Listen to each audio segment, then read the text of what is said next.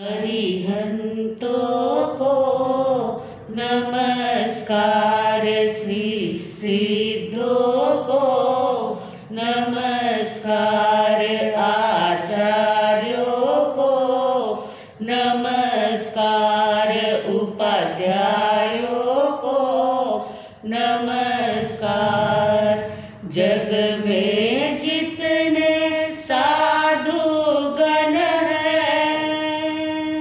जग में जितने साधु गण हैं, मैं उनको वंदू बार बार, मैं उनको वंदू बार बार। अरिहंतों को नमस्कार, श्री सिद्धों को नमस्कार। ध्यान मूलम गुरुर्मूर्ति,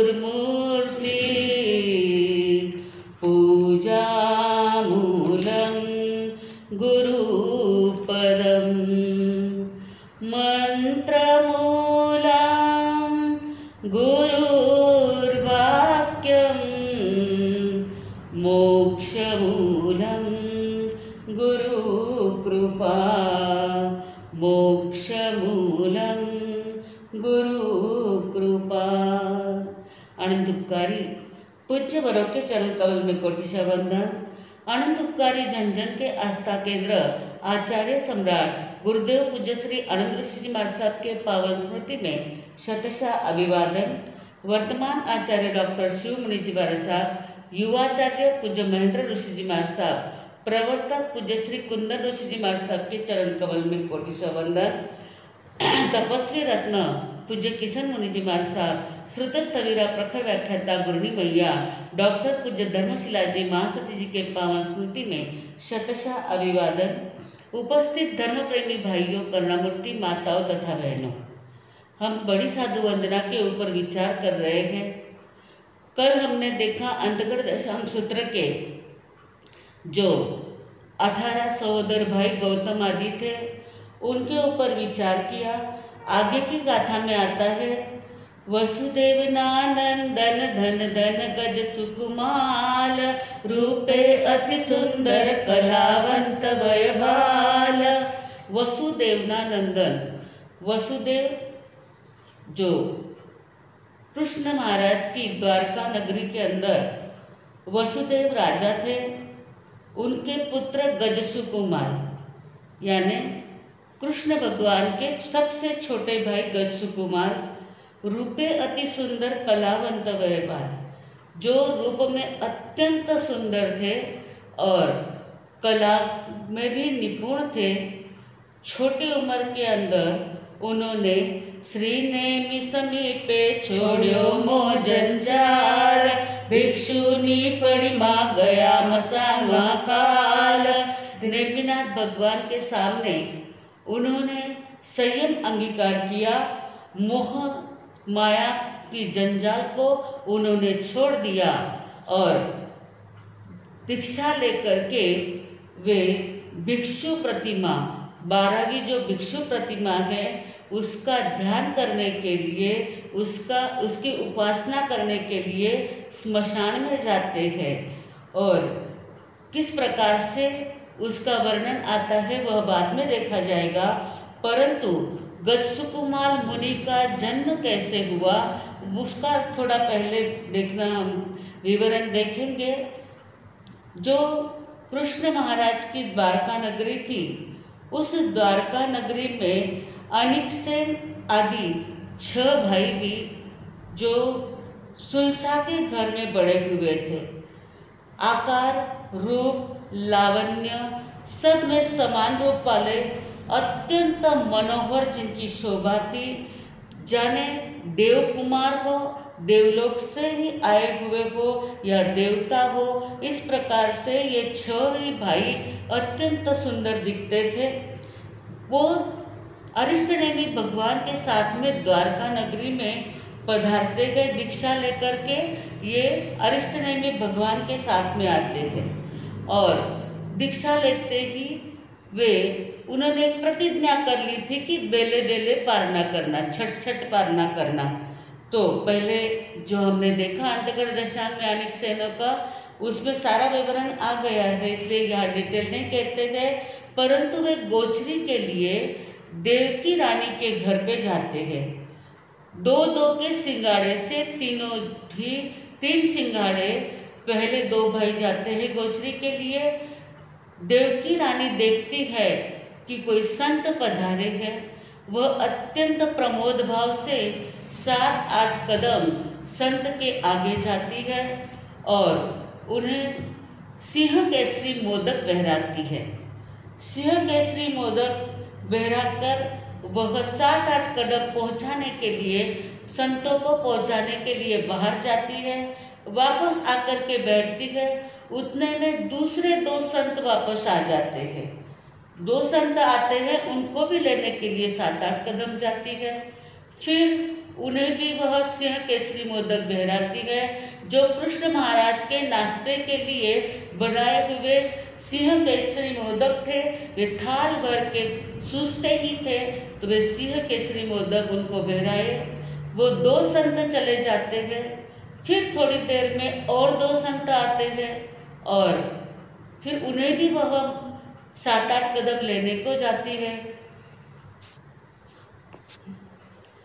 अब तीसरा संगाड़ा आते, उनको भी उतने ही भक्ति भाव से बहराती है और बहराने के बाद उसके मन में एक संकुचित विचार उत्पन्न हो जाता है, परंतु वह पूछे बिना रह नहीं सकती है।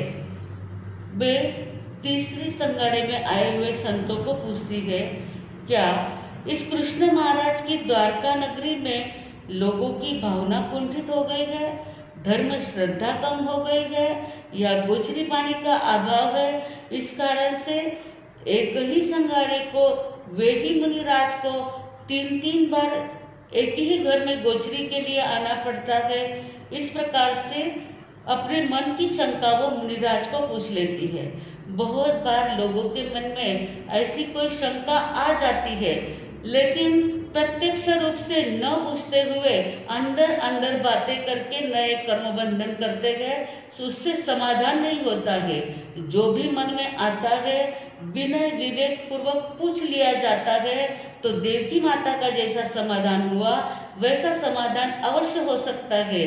परंतु लोगों को अंदर अंदर बातें कर करके शंका को बढ़ावा देने की आदत हो गई है। परंतु शंका का समाधान यदि करना हो तो जो भी मन में विचार आते हैं उसका खुलासा उन्हीं के पास में करने से समाधान अच्छी तरह से प्राप्त हो जाता है। तब देवकी रानी के द्वारा इस प्रकार सुनने के बाद वे मुनिराज विचार करते हैं कि हम जो 3 संगाड़े में आए हैं, परंतु देवकी रानी को ऐसा लग रहा है कि हम ही पहले आए और हम ही अभी आए हैं। तब वे कहते हैं कि हे देवकी रानी, आपकी शंका करना उचित है, परंतु इस विशाल नगरी के अंदर ना तो किसी के, ये नगरी जितनी विशाल है ना, उतने ही सबके दिल सबके हृदय भी विशाल है। गोचरी पानी की कोई कमी नहीं है। इस नगरी में कितने भी साधु आ गए तो भी एक ही घर पर बार बार गोचरी जाना पड़े, ऐसा कभी हो नहीं सकता है। परंतु जो पहले आए थे वो दूसरे नहीं, और जो दूसरे आए थे वो हम तीसरे नहीं है। हे देवकी रानी, हम 6 सहोदर भाई हैं, सगे भाई हैं, समान रूप वर्ण आकृति वाले हैं। हम बद्दिलपुर नगरी के नागगाथापति और सुलसा माता के पुत्र हैं। हमने साथ में ही दीक्षा ली है और दीक्षा लेते ही अरिष्टनेमी भगवान के पास में अभिग्रह धारण किया है, नियम लिया है कि बेले बेले पारना करना। आज हमारे 6 का बेले का पारना है, इसलिए हम 6 ही जन 2-2 के सिंघाड़े से गोचरी के लिए निकले। और योगानुयोग संयोग की ऐसी बात है कि हम तीनों ही ग्रुप वाले, तीनों ही संगाड़े आपके ही वहाँ पर गोचरी पर आए होंगे। बाकी न पहले आए वह दूसरे है, न दूसरे आए वो तीसरे है, तीनों ही हम अलग अलग है। जानकारी के बिना शंका होना स्वाभाविक है। अब जैसे ही जानकारी हो जाती है, देवकी माता के को शंका का समाधान हो जाता है, दिल में संतोष हो जाता है। वो वंदन नमस्कार करती है और क्षमा याचना करती है। जो मन में शंका आ गई थी उसके लिए क्षमा याचना करती है। अब संत तो गोचरी लेकर के चले जाते हैं, परंतु देवकी माता चिंता करने लग जाती है कि मेरी जब बाल्य अवस्था थी उस समय में अतिमुक्तक अणगार ने कहा था कि हे देवकी, तू 8 पुत्रों को जन्म देगी। वे 8 पुत्र समान रूप, लावण्य और आकृति वाले होंगे। ऐसी दुनिया में भरत क्षेत्र के अंदर कोई भी माता नहीं होगी जो ऐसे समान रूप लावण्य वाले पुत्र को जन्म देगी। परंतु यह तो मैं कुछ अलग ही देख रही हूँ। मेरे तो ये पुत्र नहीं है, परंतु ये समान रूप लावण्य वाले किसी अन्य ने यानी सुलसा ने ही उसको जन्म दिया है। संकल्प विकल्प करने लग जाती है, चिंतित होने लग जाती है। फिर विचार करती है, मैं संकल्प विकल्प क्यों करूं, जब प्रत्यक्ष केवली भगवान अरिष्ट नहीं भगवान द्वारका नगरी में पधारते हैं तो उन्हीं के पास से शंका का समाधान कर लूं। इसलिए तुरंत वह धार्मिक रथ लाने का आदेश देती है। सेवक धार्मिक रथ लाते हैं। वह धार्मिक रथ पर आरूढ़ होकर के और अरिष्ट नेमी भगवान जहाँ पर विराजमान है वहाँ पर जाती है और वहाँ जा कर के अरिष्ट नेमी भगवान के चरण में वंदन नमस्कार करके जैसे ही वंदन नमस्कार करती है तो अरिष्ट नेमी भगवान देवकी माता के मन की शंका स्वयं ही कहने लग जाते हैं। स्वयं ही कहते हैं, हे देवकी माता, आज जो संत आपके घर पर गोचरी पे आए उनको देख करके आपके मन में ऐसे संकल्प विकल्प शुरू हुए कि ये जो पुत्र है, ये ऐसे पुत्र को जन्म देने वाली तो माता मैं बनने वाली थी, परंतु ये ऐसा क्या हो गया कि जिस कारण से ये मुझे तो पुत्र नहीं है, परंतु ये समान रूप लावण्य वाले पुत्र किसके हैं। और मुझे जो अतिमुक्त अणगार ने कहा था तो मेरे को ऐसे पुत्र क्यों नहीं हुए हैं। तब प्रभु ही सब कुछ कह रहे हैं कि तब यह सब अतिमुक्त कुमार ने आपको कहा था, इसलिए आज समान रूप लावण्य वाले 6 मुनिराज को देख करके जो आपके मन में शंका हुई है वह स्वाभाविक है। हे देवकी माँ, ये जो 6 पुत्र हैं ये सुलसा के घर में बड़े हुए थे। सुलसा को किसी ज्योतिष ने कहा था कि तू मृतवंध्या होगी। मृतवंध्या यानी मरे हुए बच्चों को जन्म देने वाली होगी। जब से उसे यह पता चला कि वह मृतवंध्या होगी तो उसने तुरंत हरिणगमेशी देवता की आराधना शुरू कर दी। जब हरिणगमेशी देवता की आराधना शुरू की तो हरिणगमेशी देव उस पर प्रसन्न हो जाते हैं। रोज सुबह उठ करके स्नान करके गीली साड़ी पहन करके फूलों का ढेर लगा करके घुटने के बल टेक करके वह हरिणगमेशी देव की साधना आराधना करी। उससे हरिणगमेशी देव उसके ऊपर प्रसन्न हो जाते हैं और जो उसको किसी ज्योतिष ने मृतवंध्या होने का कहा था वह मृतवंध्या होने के यानी उसने ऐसा हरिणगमेशी देव को कहा कि यह मेरा जो वर है, यहाँ मुझे शाप है, वह मिटना चाहिए। तब हरिणगमेशी देव ने देवकी माता तुझे और सुलसा को साथ में ही ऋतुमती किया, यानी आप दोनों ही साथ में गर्भवती रहती थी। सुलसा को मृत बालक होते थे और आपके बालक बिल्कुल अच्छे सुंदर रूप वाले होते थे, परंतु हरिणगमेशी देव सुलसा के पास के मृत बालक आपके पास में रख देते थे और आपका जो जीवन जिंदा बालक है वह सुलसा माता के पास में रख देते थे। इस प्रकार से यह पुत्र सुलसा के नहीं मात्र सुलसा के घर में बड़े हुए हैं, बाकी ये 6 ही पुत्र आपके ही है। यह बात सुनकर देवकी माता अत्यंत पहले तो चिंतित हो जाती है कि मैंने जन्म दिए लेकिन एक भी पुत्र मेरे पास में नहीं रहा, एक भी मेरे पास में बड़ा नहीं हुआ। वह 6 ही मुनिराज के सामने जाती है, वंदन नमस्कार करती है, अनिमेष नजर से देखती ही रह जाती है, देखती ही रह जाती है। देखते देखते उसकी कंचुकी से दूध की धारा बहने लग जाती है। यह सारा दृश्य सभी देखने लग जाते हैं, परंतु अब तो उसे पता था कि यह मेरे ही पुत्र है। अब वहाँ से वह अपने घर पर चली जाती है। घर पर जाकर के चिंता करने लग जाती है, मैंने 7 पुत्रों को जन्म 6 पुत्रों को जन्म दिया, 7 पुत्रों को जन्म दिया, जैसे कृष्ण और 7वां ये 6 ऐसे 7 पुत्रों को जन्म दिया। जैसे कृष्ण का जन्म हुआ तो कंस के भय के कारण उसको तो तुरंत ही यशोदा माता के पास पहुंचाना पड़ा।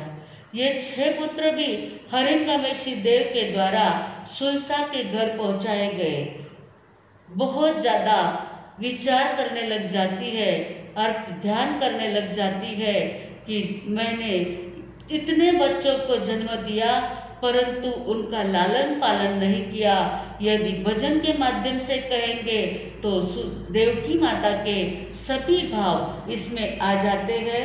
वह कैसे जुड़ती है, कैसे अर्थ ध्यान करती है, यह सारा वर्णन इस भजन में है।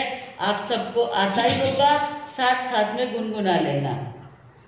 इम जुरे देवकी रानी, इम जुरे देवकी रानी, या तो पुत्र बिना बिलखानी रे, इम जुरे देवकी रानी। मैं तो सातो नंदन जाया, पिन एकन गोद खिलाया रे, इम जुरे देवकी रानी।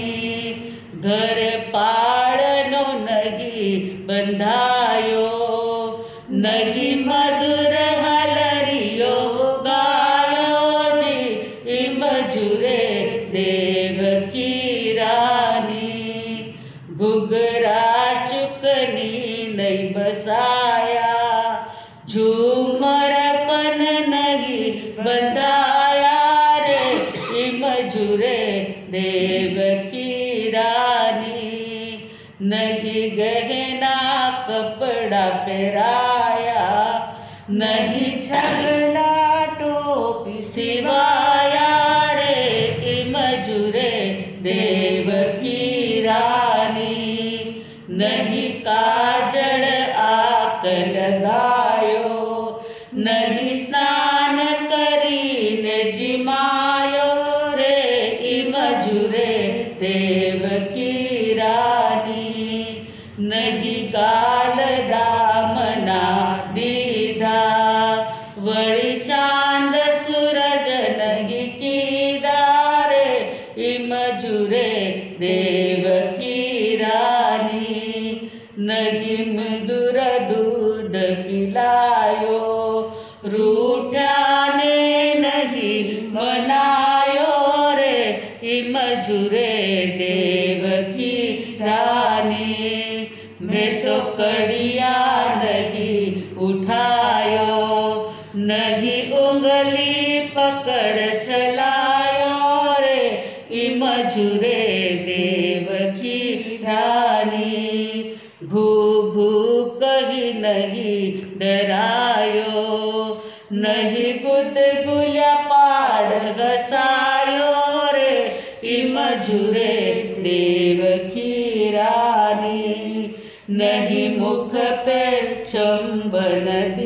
गंगा, नहीं हर कवार ना लीधारे, इम झुरे देव की रानी, नहीं चक्री भवरा मंगाया, नहीं गुलीला गेंद बसाया रे, इम झुरे देव की रानी, गले बेहाथ नजर गे धरती, आके आंसू बर झुरती रे, इम झुरे देव की रानी, पगवंदन कृष्ण जी पधारे, माता ने उदास निहारे रे, इम झुरे देव की रानी, कहे अमीर की दुख पावे, माता जी मुझे फरमावो रे, इम झुरे देव की रानी, या तो पुत्र बिना बिलखानी रे, इम झुरे देव की रानी। मन में विचार करती है, 7 पुत्रों को जन्म दिया, लेकिन एक की भी बाल्य अवस्था का सुख मैं देख नहीं पाई। जब पैर पड़ने के लिए, नमस्कार करने के लिए कृष्ण महाराज आते हैं और माता को इस प्रकार से उदास देखते गए, तो वे माता की उदासीनता का कारण पूछते गए। अब कृष्ण महाराज उनकी उदासी दूर करने के लिए क्या करते हैं और वह माता को खुश करने के लिए क्या क्या करते हैं, इस प्रकार। और फिर बाद में 8वां पुत्र गजसुकुमार का जन्म कैसे होता है, वे कैसे मोक्ष गति को प्राप्त होते हैं, उसका सारा वर्णन अवसर होगा तो बाद में देखा जाएगा। बोलो महावीर स्वामी भगवान की जय। आज के सवाल, अनिकेत आदि 6 सहोदर भाई किसके पुत्र है ऐसा संत ने कहा? किसके पुत्र है ऐसा संत ने, जो गोचरी लेने आए थे उन संतों ने स्वयं का परिचय कैसे दिया? यह पहला प्रश्न है। जो गोचरी लेने के लिए आए थे देवकी रानी के यहाँ, अनिकेत आदि 6 सहोदर भाइयों में से जो 2 भाई थे, उन्होंने अपने माता पिता का नाम क्या बताया, यह आपको लिखना है। दूसरा है, देवकी रानी को अतिमुक्त मुनि ने क्या कहा था? देवकी रानी को अतिमुक्त मुनि ने क्या कहा था? और तीसरा प्रश्न है, सुलसा को ज्योतिषी ने क्या कहा था? इस प्रकार आज के ये 3 सवाल रहेंगे, आपको रोजाना की तरह ही जवाब देने हैं। आज के सामूहिक पचकान, भोजन के पहले 5 नवकार मंत्र गिनना, भूल जाओ तो 11 नवकार मंत्र दिन भर में कभी भी गिन लेना। आज आपको स्ट्रॉबेरी नहीं खाना है, यह एक अलग से पचकान रहेंगे। बड़े महाराज साहब अभी आपको पचकान कराएंगे, उसके बाद मंगल पाठ। भोजन के पहले 5-5 नवकार मंत्र गिनना, भूल जाओ तो 11 नवकार मंत्र दिन भर में कभी भी गिन लेना, तथा आज स्ट्रॉबेरी नहीं खाना। धारणा प्रमाणे उपयोग से पचकान ओ श्री गुरुदेव गुरुनी जी महाराज साहब की आज्ञा से चतारी मंगलम, अरियंता मंगलम, सिद्धा मंगलम, साहु मंगलम, केवली पणत्तो धम मंगलम। चतारी लोग उत्तमा, अरियंता लोग उत्तमा, सिद्धा लोग उत्तमा, साहु लोग उत्तमा, केवली पणत्तो धम्मो लोग उत्तमो। चतारी शरणं पवज्जामि, अरियंते शरणं पवज्जामि, सिद्धे शरणं पवज्जामि, साहु शरणं पवज्जामि, केवली पणत्तम धम्मम शरणं पवज्जामि। 4 शरणा, दुख हरना, सुख करना, आनंद करना, मंगल करना, सकल कार्य सिद्ध करना, और शरणों कोई जो भवित प्राणी आदरे तो अक्षय अविचल पद होय। बोलो भगवान महावीर स्वामी की जय।